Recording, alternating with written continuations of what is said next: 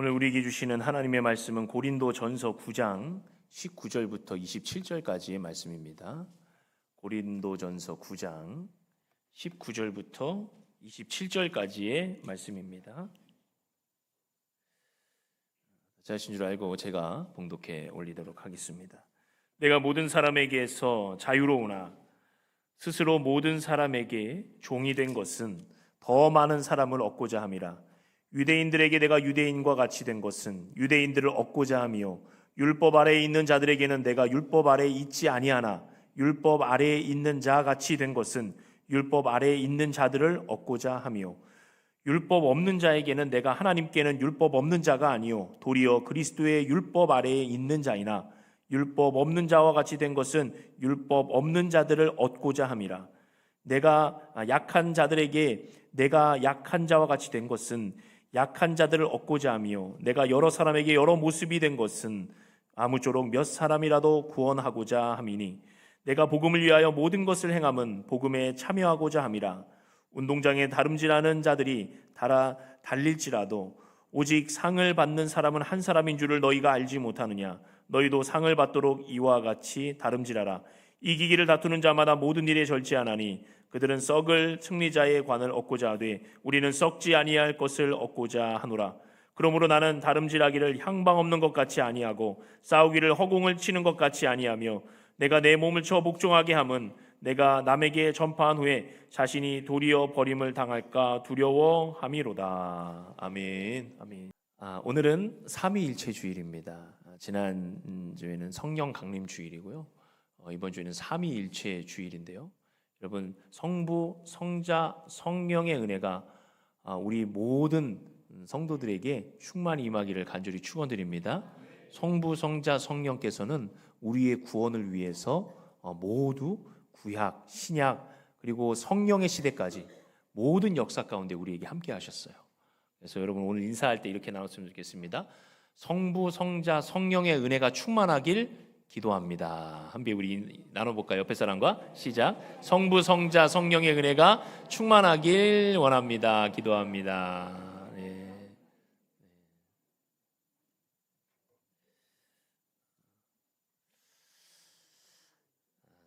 1854년에 3월에 21살의 젊은 영국 청년이 중국 상해에 첫 발을 내딛었습니다. 그는 훗날 중국 내지 선교회를 설립한 허드슨 테일러예요. 선교사죠. 보통은 이제 선교지에 가면 이제 바다에서 그 항구에서부터 이렇게 주변에 머물면서 선교를 하는데 이 중국이라는 나라는 굉장히 큰 나라잖아요. 이 허드슨 테일러는 중국을 겉에만 선교하는 것이 아니라 내지로 들어가자 하는 결단을 가지고 중국 내지 선교회를 설립하게 되었고 중국 내지에 복음을 전하게 되었다는 것입니다. 당시 중국에 있던 많은 선교사님들은 대부분 이제 외국인 거주지가 따로 있었어요. 그래서 거기에 머물면서 이제 자기의 생활 방식들을 고수하면서 복음을 전했다는 것입니다. 영국식 양복을 입고 포크와 나이프로 식사를 하고 그리고 서양식 저택에 자기들의 문화생활의 그 삶을 이렇게 지키면서 살았다는 것이에요. 그래서 많은 사람들이 느끼기에 선교라는 것이 중국인들이나 동양인들에게 서양의 우월한 그런 문화와 문명을 받아들이게 하는 것 아닌가라는 그런 오해도 받은 적이 있습니다. 사실은 그것이 아닌데 그렇게 오해를 받은 적이 있어요. 그래서 허드슨 테일러는 중국의 내륙으로 들어가면서 복음을 전하려 할 때 여러 가지 장벽에 부딪혔습니다. 문화적 장벽, 어떤 삶의 장벽들이 있었어요.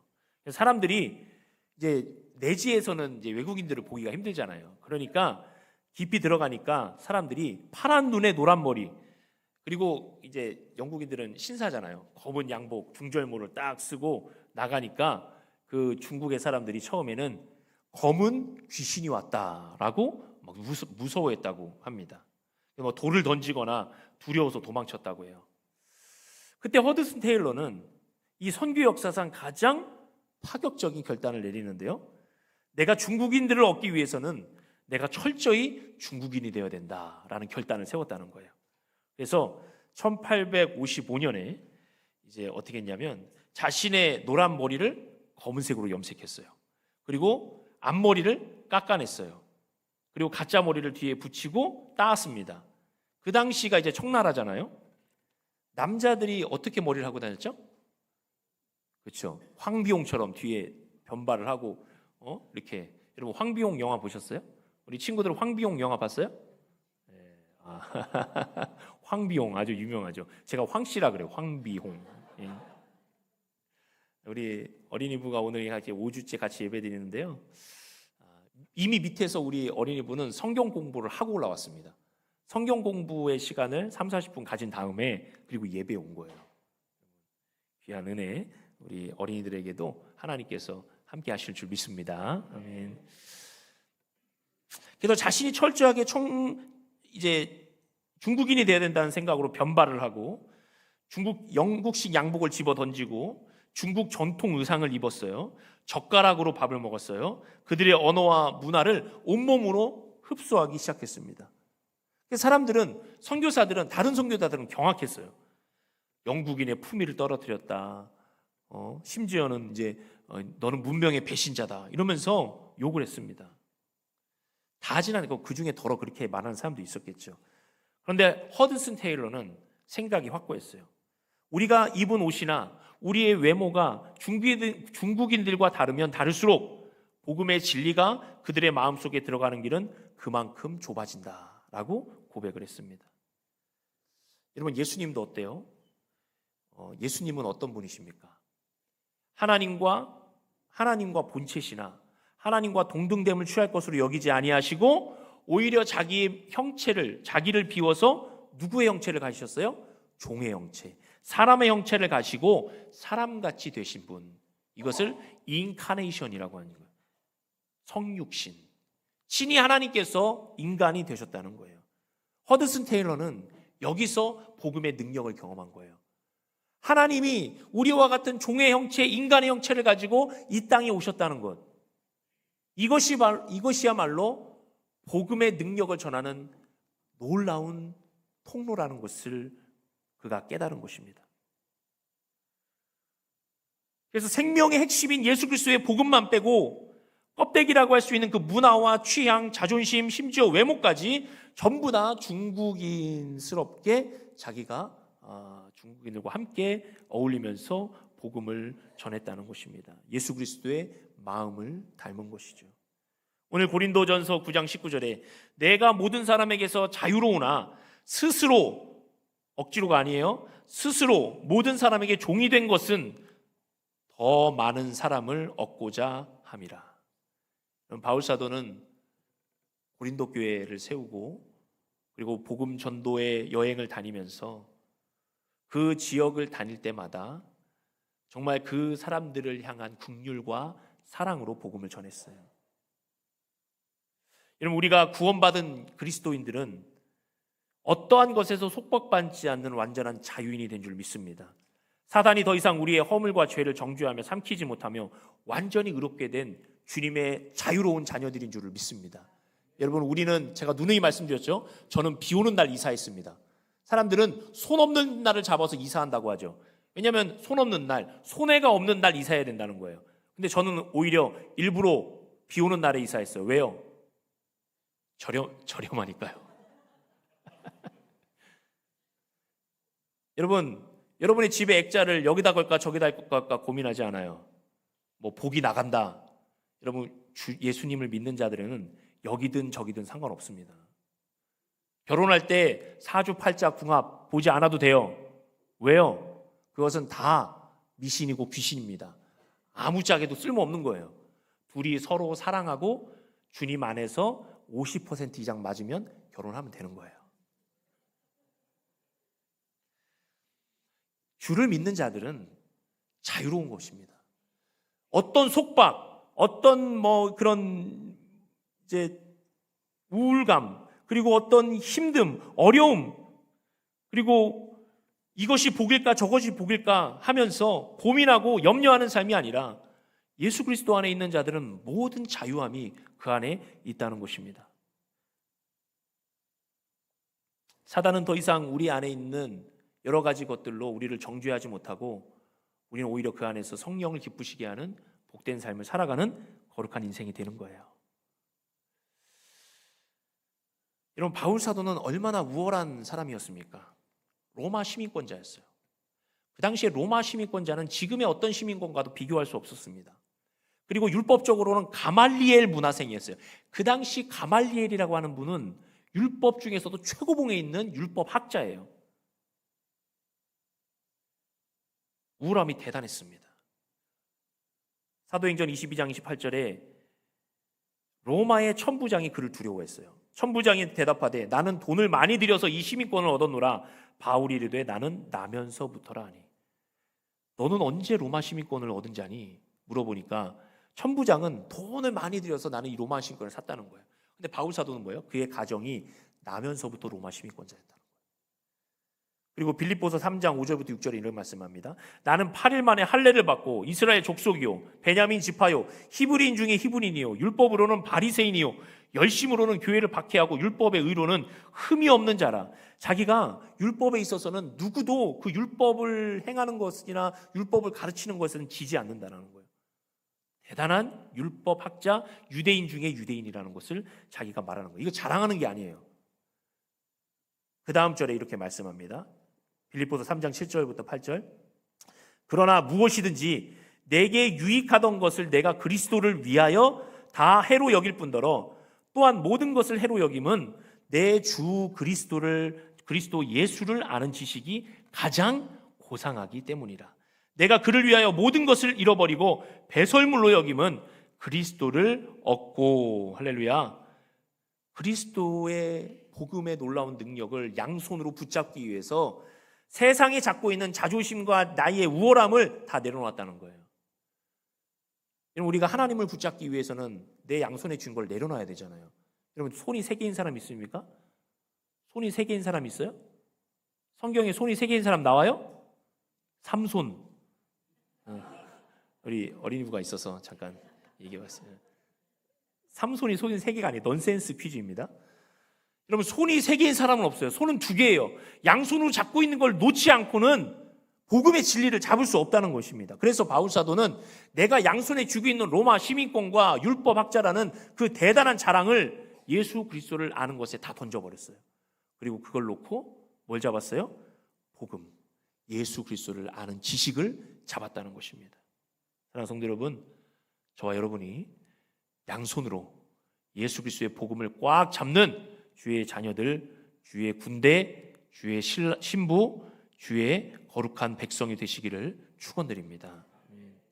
가장 높은 수준의 지식은 뭐냐면 이 세상 지식이 아니라 예수 그리스도를 참되게 아는 지식이라는 거예요. 그러니까 지금 이 바울 사도는 그 지식을 붙잡기 위해서 세상에 있는 것들에 대해서 자기는 포기하고 내려놓으면서 나아간다는 거예요. 그리고 그가 말하죠. 누구를 얻기 위해서 자기가 버렸다고 했어요? 많은 사람들을 구원에 이르게 하기 위해서 자기는 자기의 자랑을 버렸다는 거예요. 여러분, 가장 높은 수준의 자유는 무엇입니까? 나는 다 할 수 있어. 나는 뭐든지 가능해. 나는 괜찮아. 나는 이것도 저것도 할 수 있어. 라고 말하는 자기 자랑이 아니라 타인을 구원의 기쁨으로 초대하고 영원한 자유를 줄 수 있는 기쁜 소식을 얻게 하기 위해서 내가 스스로 자유를 제한하는 것. 억지로가 아니라 스스로 내 자유를 다른 영혼의 자유를 위해서 제한하는 것. 반납하고 제한할 수 있는 것이 진짜 자유로운 사람이라는 거예요.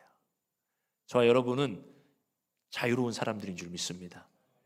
예수 그리스도는 그렇게 하지 않으셔도 됐지만 그분의 자유는 무한하십니다. 근데 우리의 자유를 위해서 스스로 인간이 되셨어요. 여러분, 영어의 understand. 여러분, understand 아시죠? understand. 제가 일전에 말씀드린 적이 있는 것 같은데 understand를 2가지로 나누면 under와 stand로 나눌 수 있어요. 뭐예요? 밑에 선다. 다른 사람 위에 서서 우월함으로 복음을 전하는 것이 아니에요. 그 사람 밑에 서서 역지사지의 마음으로 그 사람을 이해하는 차원에서 그 사람의 마음을 헤아리는 차원에서 understand. 밑에 서면 그 사람을 이해하게 되고 그 사람의 아픔과 고난을 돌아보게 되고 그 사람을 향한 이해를 넓힐 수 있기 때문에 복음의 능력이 그 안에 더 들어갈 수 있다는 것을 말씀해 주는 것입니다. 우리가 25년도에 다니엘 기도회를 참여했었죠. 거기에 최광 선교사님이라는 분이 나옵니다. 열방빛 선교회의 선교사님이신데 북한 선교 전문가세요. 1998년 8월 8일부터 성경 통독 백독학교를 시작했어요. 그러면서 북한에서 중국으로 넘어온 탈북민들에게 복음을 전하기 시작했는데요. 350명을 이제까지 양육했다고 해요. 그런데 그들의 대다수가 이제 북한에서 이제 중국으로 넘어왔는데 1년에 신약 100독, 구약 20독, 암송 1000절을 해서 누구로 세우느냐? 북한 선교사로 세우는 거예요.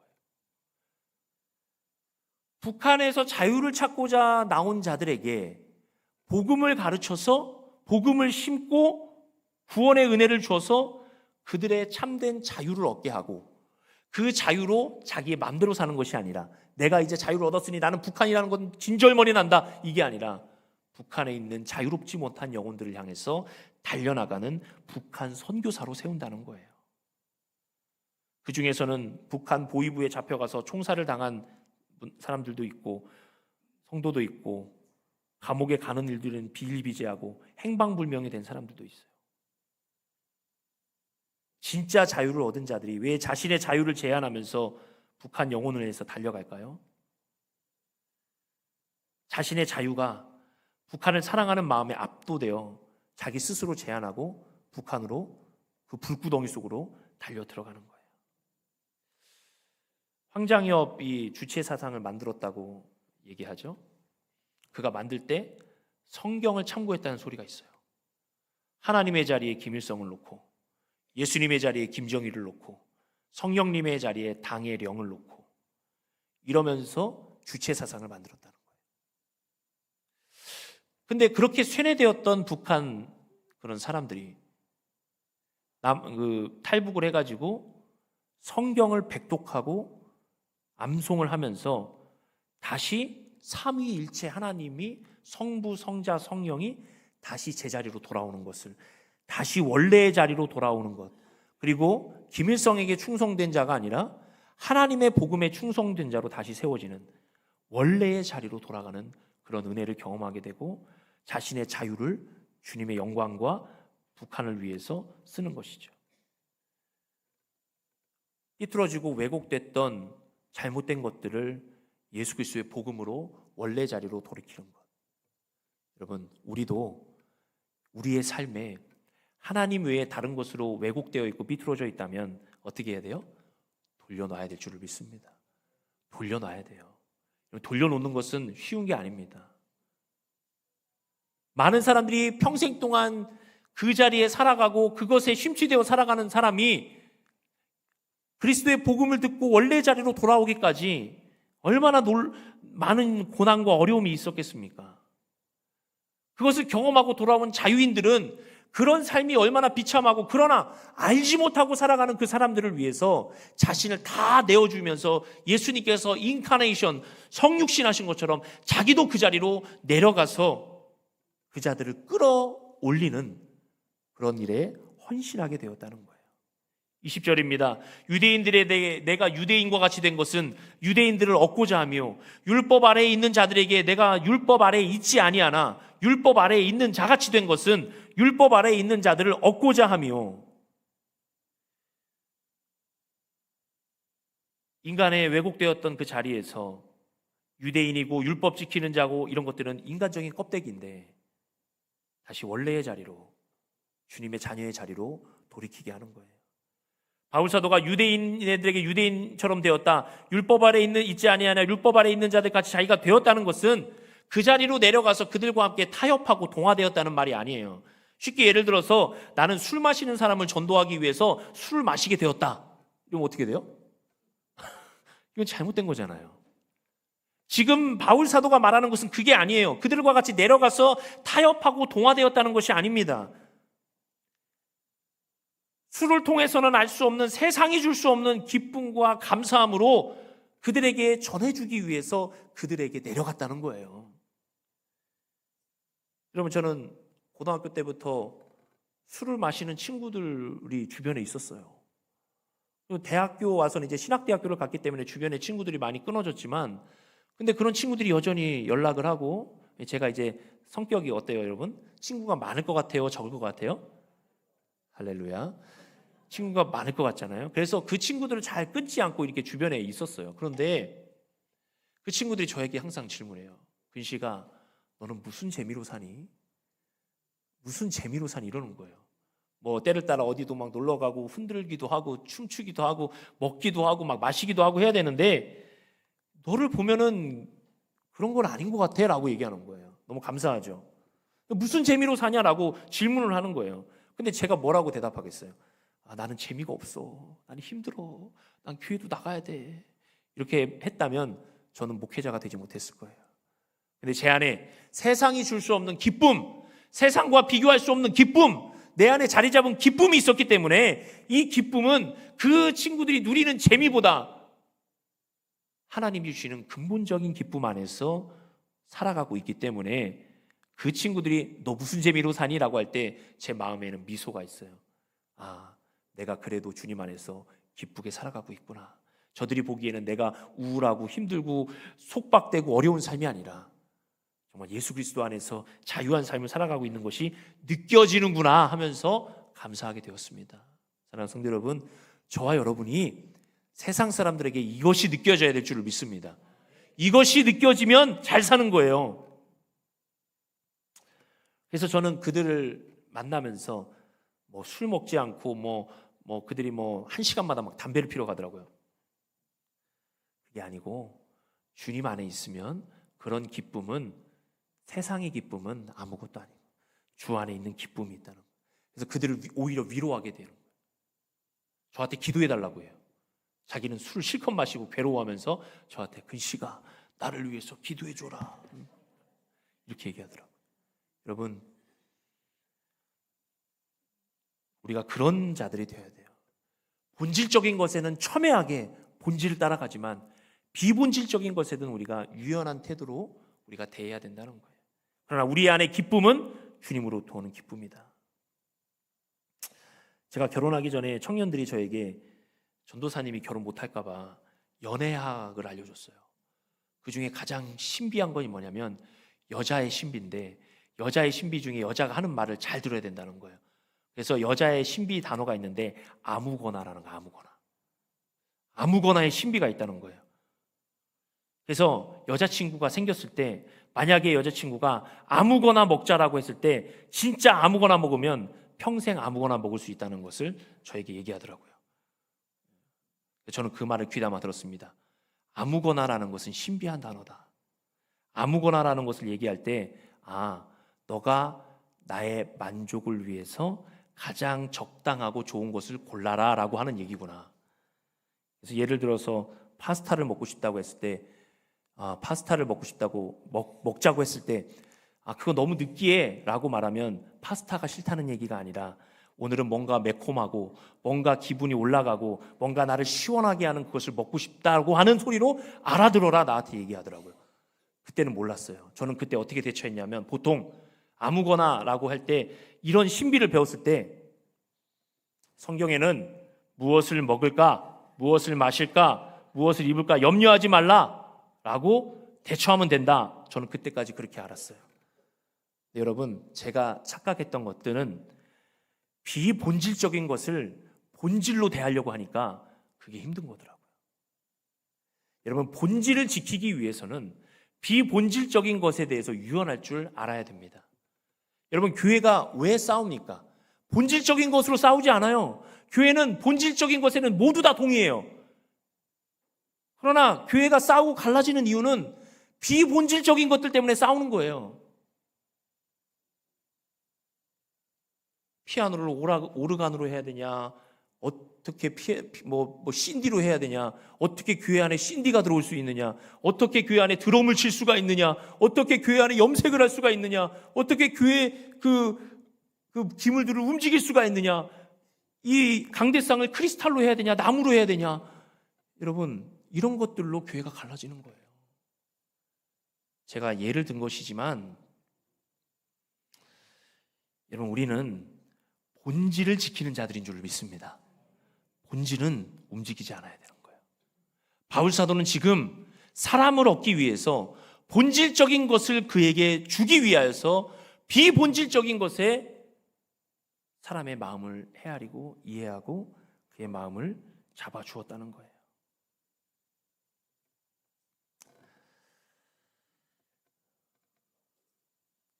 갈라디아서 2장 11절부터 13절에 보면 이렇게 말씀하고 있어요. 게바가 안디옥에 이르렀을 때에 내가 책망받을 일이 있기로 내가 그를 대면하여 책망하였노라. 야고보에게 온 어떤 이들이 이르기 전에 게바가 이방인과 함께 먹다가 그들이 오래 오매 그가 할례자들을 두려워하며 떠나 물러가매 남은 유대인들도 그와 같이 외식함으로 바나바도 그들의 외식에 유혹되었느니라. 여러분, 게바는 예수님의 수제자예요. 예수님의 수제자를 지금 누가 책망하고 있어요? 바울 사도가 책망하고 있어요. 예수님이 직접 보고 예수님과 동거동락했던 게바는 교회에서 칭송받는 아주 지도자입니다. 그런데 그가 왜 바울이 그를 책망했냐고 말하고 있어요? 왜냐하면 예루살렘으로부터 사람들이 왔을 때 베드로는 전도지에서 이방인들과 같이 식사하고 있었어요. 베드로는 유대인이잖아요. 이방인들과 식사하는 것은 유대인들에게 아주 잘못된 겁니다. 유대인들은 이방인과 식사 자체를 안 해요. 먹는 음식도 틀려요. 근데 베드로가 이미 교회는 이방인들에게 복음을 전해야 되는 그런 복음의 역사가 시작되고 있는데 베드로가 이방인과 같이 밥을 먹다가 유대인들이 오는 것을 보고 그 할례자들, 유대인들을 두려워해서 자기가 밥을 먹다가 밥을 숟갈을 내려놓고 피했어요. 나는 유대인과 같이 밥 먹는 자가, 나는 이방인들과 같이 밥 먹는 자가 아니라는 것을 나타내기 위해서 이방인들에게 실족함을 준 거예요. 그러니까 바울 사도가 남은 유대인들도 그와 같이 외식함으로 바나바도 그들의 외식에 유혹되느니라. 베드로라는 수제자가 그렇게 행동하니까 다른 유대인들도 이방인과 같이 식사를 하다가 이거 아닌가 보다 하고 숟가락을 내놓고 떠나요. 그럼 이방인들이 어떻게 되겠어요? 마음에 상처를 받는 거예요. 유대인들은 여전히 우리를 개 취급하는구나. 우리가 자신들과 어울리지 않는 사람이라는 것을 나타내는구나. 교회가 이러면 나는 교회를 다닐 수 없다 라고 얘기하는 거예요. 여러분, 복음은 모든 사람들을 포용하는 주님의 능력이고 주님의 은혜입니다. 이 복음의 능력을 우리가 가지고 있어요. 이 복음의 은혜를 가지고 있으면서 복음과 다르게 행동하면 우리는 복음을 가진 자가 아닙니다. 복음과 함께 행동하고 복음대로 행동하고 복음에 맞게 행동하는 것이 복음에 외식하는 자가 아니게 되는 거예요. 예수님은 바리새인들에게 복음에 외식하는 자라고 책망했어요. 왜 너희들은 복음을 믿고 따라가고 있는 하나님의 아들 된 자로서, 자녀 된 자로서 왜 외식하는 자와 같이 세상의 것들에 너희들이 그렇게 탐닉하면서 살아가고 그리스도의 복음답게 살아가지 못하느냐라고 말하는 거예요.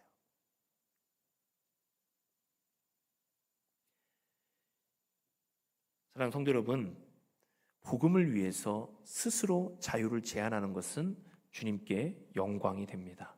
저와 여러분이 어떤 자유가 있든 그 자유는 우리가 누릴 수 있는 자유예요. 그러나 그 자유를 믿지 않는 자들을 위해서 때로는 제한할 수 있고 그들의 자리로 내려갈 수 있고 그들을 끌어올릴 수 있는 은혜가 우리 안에 있어야 될 줄을 믿습니다.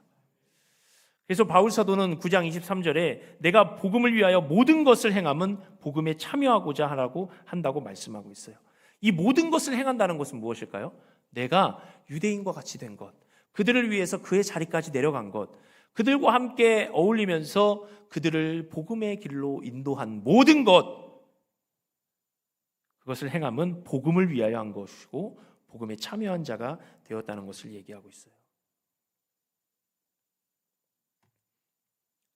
빌립보서 4장 11절부터 13절의 말씀을 읽을 때 더 이해가 돼요. 내가 궁핍함으로 말하는 것이 아니라 난 어떠한 형편에서든지 나는 자족하기를 배웠노니 나는 비천에 처할 줄도 알고 풍부에 처할 줄도 알아. 모든 일 곧 배부름과 배고픔과 풍부와 궁핍에도 처할 줄 아는 일체의 비결을 배웠노다. 내가 내게 능력 주시는 자 안에서 내가 모든 것을 할 수 있느니라. 아멘. 여러분, 우리는 이 13절만 좋아해요. 내게 능력 주시는 자 안에서 내게 모든 것을 할 수 있느니라. 이것은 얼른 들으면 내가 슈퍼파워를 가진다는 생각을 가질 수 있어요. 그러나 그게 아닙니다. 말씀 빌립보서 4장 11절부터 13절까지 보면 내게 능력 주시는 자는 누구냐면 내가 모든 것에 자족하고 내가 모든 것에 하나님의 은혜를 경험하고 모든 것에 주님의 사랑을 알 수 있는 그 자리가 주님께서 내게 능력을 주신다는 거예요.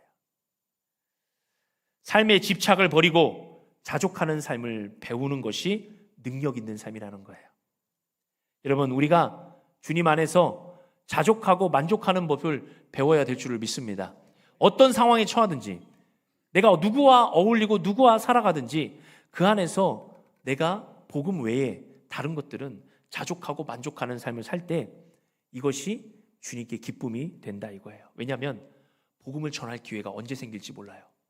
나는 이 삶밖에 몰라, 나는 이거밖에 몰라, 나는 이거대로 살아갈 거야 라고 우리가 그 삶을 스스로 정하면 그 외에 다른 것들은 볼 수가 없어요. 그러나 여러분, 우리는 복음을 받은 자들이에요. 그럼 무엇입니까? 삶의 집착을 내려놓고 자족하는 삶을 연습해야 돼요. 왜냐하면 우리가 언제든지 믿지 않는 자들을 끌어올려야 되는 상황이 생기기 때문이에요. 그럴 때 복음의 기회가 있을 때 우리는 복음의 능력을 전해줄 줄 아는 그런 사람이 되어야 된다는 것입니다. 그리고 왜 그렇게 살아가냐면 바울 사도는 복음에 참여한 자가 되기를 원하기 때문이에요. 여러분, 우체부가 편지를 배달하죠? 그럼 그 편지 안에 있는 내용을 압니까? 모릅니까? 몰라요. 전달해 줄 뿐이에요. 편지 왔습니다 하고 전달해 줘요. 근데 그 편지가 어떤 편지냐면 아주 설레는 편지고 정말 기분 좋은 편지고 좋은 편지예요. 그런데 이 편지를 전달하는 우체부는 그걸 잘 몰라요. 근데 편지를 받는 사람은 알죠. 또 한 가지 더, 여러분 여행 가보셨죠? 승무원이 이제 비행기 승무원이 티켓을 딱 찢어서 줘요. 즐거운 여행 되십시오 라고 말해요. 그런데 여러분, 그 승무원이 우리에게 진심으로 즐거운 여행이 된다고 말하는 것일까요? 대부분 립 서비스가 많아요. 왜냐하면 자기는 일하는 거잖아요. 그리고 진짜 즐거운 여행은 누가 되는 거예요? 그 즐거운 여행을 떠나는 사람이 되는 거예요. 바울 사도는 자기가 이런 사람이 될까 봐 두려운 거예요. 나는 복음을 전하고 복음을 전달해 주는 사람인데 내가 전달해 주는 그 복음이 저 사람에게는 능력이고 기쁨이고 영광의 자리로 나아가는데 나는 그 기쁨을 잃어버리고 그 기쁨의 삶을 살지 못하고 다른 것을 추구하며 살아가는 사람이라면 나같이 비참한 사람은 없을 것이다 라고 생각하면서 고백하고 있는 거예요. 사랑하는 성도 여러분, 저와 여러분은 주님만으로 만족하고 자족하는 복된 성도들인 줄을 믿습니다. 저와 여러분 안에 예수 그리스도를 향한 기쁨이 넘쳐나는 줄을 믿습니다. 그 기쁨으로 복음을 전하시기를 축원드립니다. 이 기쁨으로 복음을 전하지 않으면 나는 단지 배달자요 전달자가 될 수밖에 없어요. 그래서 바울 사도는 자신을 처복종시키면서 세상의 것들을 다 뒤로 하고 참된 기쁨을 누리기 위해서 살아가고 있는 거예요. 자기가 유익하던 것을 다 배설물로 여기면서까지 복음을 붙잡는 것은 나도 복음에 참여한 자로서 복음을 전할 때 기쁨의 영광을 누리기 위해서라는 거예요. 여러분, 복음에 참여하는 자가 되어야 되는 것은 내가 복음을 전하면서 그 복음이 나도 기뻐야 되는 거예요. 여러분, 가전제품 하나 사면 어때요? 좋고 잘 나가면 어떡합니까? 여러분이 자랑하잖아요. 야, 이거 써봐. 이거 진짜야. 이거 내가 써봤는데 완전히 달라. 이거 쓰면 너 아주 편해. 해봐. 엄청 편해. 이게 뭐예요? 그 사람이 경험해봤기 때문에 자신 있게 하는 거잖아요. 복음도 마찬가지예요. 저와 여러분이 복음에 매일매일 기쁘고 감사한 삶을 살지 못하면 단지 전달자는 나는 피곤하고 힘들면서 그 사람에게 기쁨을 전달해 주는 거예요. 이것은 말이 안 되는 거예요. 그래서 제가 말씀드리는 건 바울 사도처럼 자족하고 만족하는 삶을 연습하시기를 축원드립니다. 무엇을 먹든지 무엇을 마시든지 여러분 감사하고 기쁜 삶을 살아가세요. 여러분, 제가 아까 농담식으로 얘기했지만 여러분, 우리가 무엇을 먹을까 무엇을 마실까 이런 것에 집착되어 있고 접착되어 있는 삶은 하나님의 기쁨을 누리지 못하게 만들어요. 강력 스티커가 차 안에 붙으면 띄기가 어려워요. 그만큼 접착되어 있고 집착되어 있으면 우리가 하나님의 영광을 누리지 못한다는 거예요.